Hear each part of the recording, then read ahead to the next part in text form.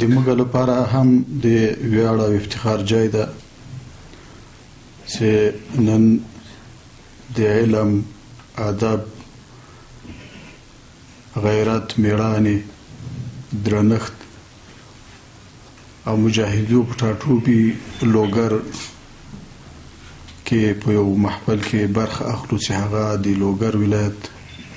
د فرهنګي، تاریخي، باستاني ارزښتونو، ویاړونو، تاریخي ابدو، سیاحتي سیمو د تعارف پیژندنې په مناسبت باندې جوړ شوی ده. نو واقعا چې دغسې مجالس، دغسې محافل کله یوې خوانه دا د موږ او تاسې مکلفیت ده چې باید د دغه سیمې، د دغه ولایت، د دغه خاورې د مشاهیرو، د اسلافو، د پوهانو، د لیکوالو، د مجاهدینو، د قهرمانانو، د روحانینو هغه تاریخ باید ژوندی وساتو. د هغوی هغه ژوندی ساتل دا معنی نه لري چې هغوی به بیرته راژوندي کېږي، هغوی به بیا دلته په دې ځمکه باندې ګرځي، هغوی به بیا موږ ته د خپل علم، دیانت، تقوا او د مجاهدو څرګندونه کوي. هغوی خو په دغه مځکه او په دغه سرزمین خدا کې یو وخت تیر کړ، لاړل، خو هغه خپلې شاهکارۍ، میړانې، شجاعتونه او تالیفات، لیکوالۍ، هنرونه هغه یې موږ او تاسې ته پرېښودل.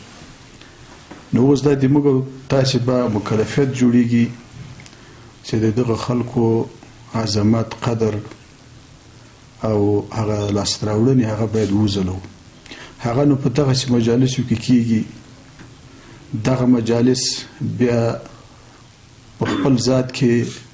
د اثر لري، هغه انتقالیږي، اذهانو ته،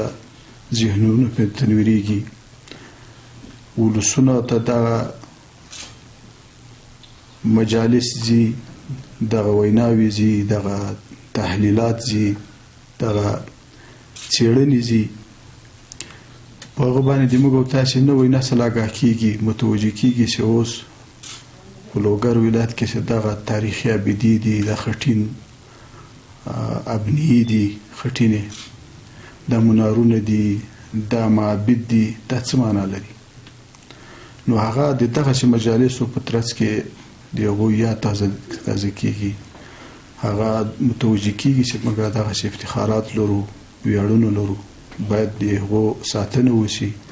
د هغو پالنه وشي، او موږ باید هغه څه چې دوی کړي دي له هغه مثبتو کړنو نه فایده واخلو، د هغه په مسیر باندې روان سو،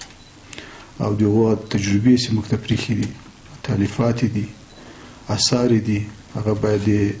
مطالعې وړ وګرځو. واقعا چې نن کوم توضیحات دلته د محترم ورور له خوا نه پیښ شول، که څه هم موږ په دې ولایت کې اوسو، پیدا سوي یو، او فرهنګي خدمتو نسبت هم راته کېږي، خو موږ مطالعه هم کوو، خو دومره معلومات موږ نه درلوده. نو واقعا چې دغه کوم معلومات چې دلته وړاندې شول، دا موږ او تاسې ټولو ته یو مکلفیت راسپاري چې د دغه یا تاریخي ابدو، د دغه مشاهیرو، د دغه اسلافو، د دغه سیمو باید په کلکه ساتنه وکړو، په کلکه څارنه وکړو، او په استحکام او مرامتو جوړېدو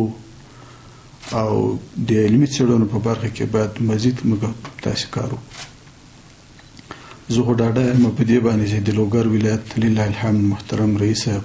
د اطلاعات فرهنګ او نور مسؤلین چې دي، هغه خپله علمي شخصیتونه دي، اکاډمیکې څېرې دي،